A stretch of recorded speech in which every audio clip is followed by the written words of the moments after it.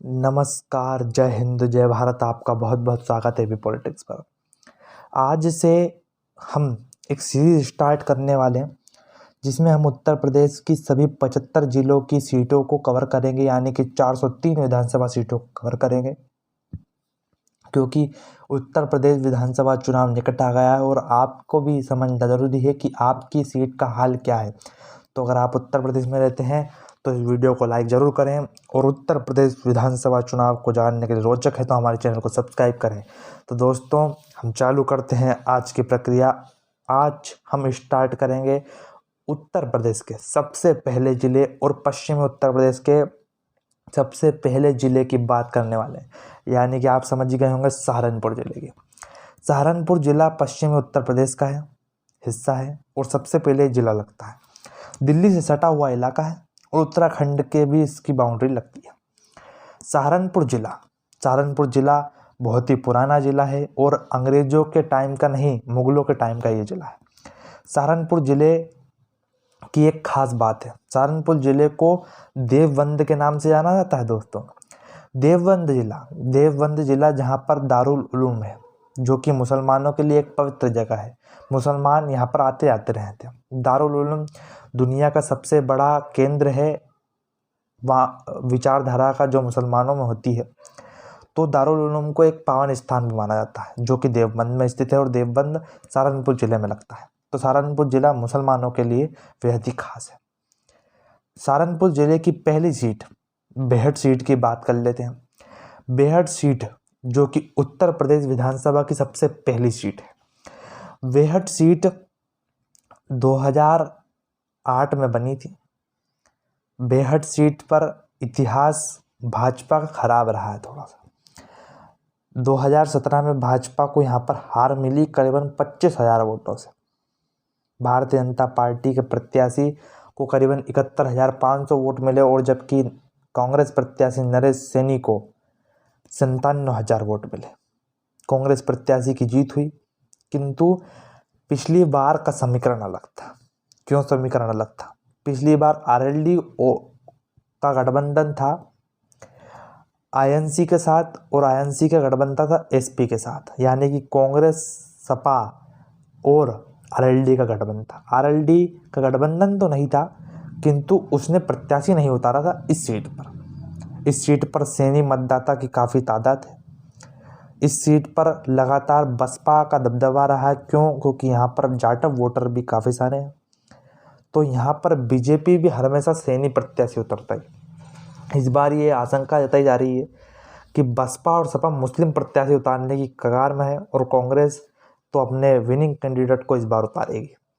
तो इस सीट पर क्या होता है वक्त बताएगा। अब दूसरी सीट की बात कर लेते हैं विधानसभा उत्तर प्रदेश की। वो सीट है नकुड़ सीट।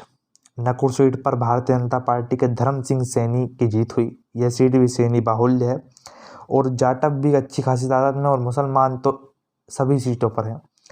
इस सीट पर भारतीय जनता पार्टी के प्रत्याशी की जीत तो हुई, किंतु वो बड़ी जीत दर्ज नहीं कर पाए। 4,000 वोटों से जीत मिली उनको। किंतु इस बार क्या होगा देखने वाली बात है और इस बार ये अंदेशा लगाया जा रहा है कि उनका टिकट कट सकता है। क्यों? क्योंकि उनकी क्षेत्र में ज़्यादा पकड़ नहीं है, इसके कारण। अब हम तीसरी सीट की बात कर लेते हैं, जो सहारनपुर नगर की सीट है, सहारनपुर ज़िले में आती है और इस सीट पर दबदबा रहा है एसपी का। पिछली बार जब बीजेपी मोदी लहर पर सवार थी तब भी बीजेपी इस सीट को नहीं जीत पाई थी। वजह थी कि बीजेपी ने भी बनिया प्रत्याशी को उतारा था और समाजवादी पार्टी ने भी बनिया प्रत्याशी को उतारा था, जिससे कि संजय गर्ग जो सहारनपुर नगर से एसपी के उम्मीदवार थे वो 4,600 वोटों से जीत गए। तो यही कारण था समाजवादी पार्टी की जीत का। अगली सीट है सहारनपुर की। सहारनपुर की सीट पिछली बार कांग्रेस पार्टी को गई। क्यों? क्योंकि सहारनपुर की यह सीट जो है उस पर कांग्रेस का दबदबा रहा। क्यों रहा? क्योंकि सहारनपुर की सीट मुस्लिम बाहुल्य है, तो मुस्लिम का पकड़ इमरान मसूद के और ज़्यादा रही। इमरान मसूद जो कि कांग्रेस पार्टी के लीडर हैं, नकुल से चुनाव लड़ा था उन्होंने पिछली बार, किंतु सहारनपुर में उनका दबदबा होने के कारण 12,000 वोटों से कांग्रेस पार्टी को जीत मिली सहारनपुर में। किंतु 12,000 वोटों से जीत इसलिए मिली क्योंकि भाजपा का प्रत्याशी जो था वो तीसरे कैंडिडेट पर चले गए थे, तीसरे नंबर पर, बसपा दूसरे नंबर पर आ गई थी। अगली बार कर लेते देवबंद की। देवबंद जो कि मैंने आपको बताया था कि पूरे विश्व में फेमस है देवबंद मुसलमानों के लिए। तो देवबंद की बात करें तो देवबंद में भारतीय जनता पार्टी के प्रत्याशी की जीत हुई। क्यों हुई? क्योंकि पिछली बार समाजवादी पार्टी और कांग्रेस तो साथ लड़े थे, किंतु बसपा अलग लड़ी और इस सीट पर जो जाटा मतदाता हैं वो भी अच्छी खासी तादाद में, मुस्लिमों का समर्थन मिला, बट गया कांग्रेस में और सपा में, बसपा में। तो बसपा को मिले 72,000 और कांग्रेस को मिले 61,000।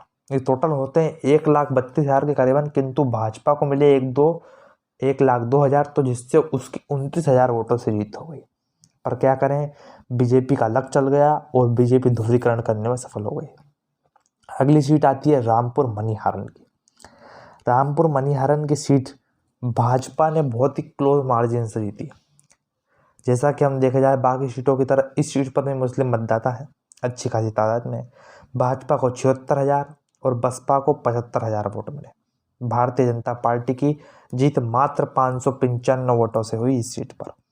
इस सीट पर बीजेपी ने ध्रुवीकरण भी बनाया और प्रखर हिंदुत्व के मुद्दे पर अडिग रही, तो जिससे कि उसकी जीत पक्की हो गई सीट पर। अगली बात कर लेते हैं गंगोह विधानसभा की। ये विधानसभा चर्चित में भी रहती है क्योंकि इस सीट के जो विधायक थे 2017 में जो चुनाव जीत कर आए थे भारतीय जनता पार्टी के, यानी कि प्रदीप चौधरी जी, उन्होंने 2019 का लोकसभा चुनाव कैराना लोकसभा सीट से लड़ा और चुनाव जीत गए। गंगोह में उन्होंने 2017 में विधानसभा चुनाव लड़ा था और वो रिकॉर्ड मार्जिन के साथ कांग्रेस पार्टी के प्रत्याशी जो कि नोमिन मसूद थे उनको हराया था। करीबन 38,000 वोटों से चुनाव जीते थे। किंतु 2019 में बीजेपी जो थी वो उसका वोट परसेंटेज एकदम से धड़ाम हो गया। कांग्रेस का तो उतना का उतना ही रहा, किंतु बीजेपी को करीबन 31,000 वोट कम मिले गंगोह विधानसभा में। क्यों मिले? क्योंकि वोटिंग भी कम हुई। वोटिंग कम होती तो भाजपा का कम परसेंटेज रहता चुनाव में। वोटिंग भी कम हुई और वोट बढ़ गया बसपा सपा में। सपा पिछली बार कांग्रेस के साथ लड़ी थी, तो जिससे कांग्रेस को वोट मिला था सपा का, किंतु इस बार नहीं मिल पाया। तो 2019 के उपचुनाव में मात्र 5,400 वोटों से भारतीय जनता पार्टी को जीत मिली। किंतु इस सीट पर समीकरण यही बनता है कि यह सीट भाजपा के खाते में तो जाएगी, किंतु कब जाएगी? जब बसपा भी अलग चुनाव लड़े, सपा भी अलग लड़े और कांग्रेस भी अलग लड़े। तो इससे क्या होगा? जाटा वोट बटेंगे, मुस्लिम वोट बटना तय है। तो ये सीट बीजेपी इस बार भी निकाल सकती है। तो इसी के साथ मैं आपसे आग्रह लेता हूँ, उत्तर प्रदेश चुनाव की पहली सीरीज में आपका धन्यवाद। सहारनपुर जिले की सारी सीटें थी। आपका बहुत बहुत धन्यवाद। जय हिंद, जय भारत।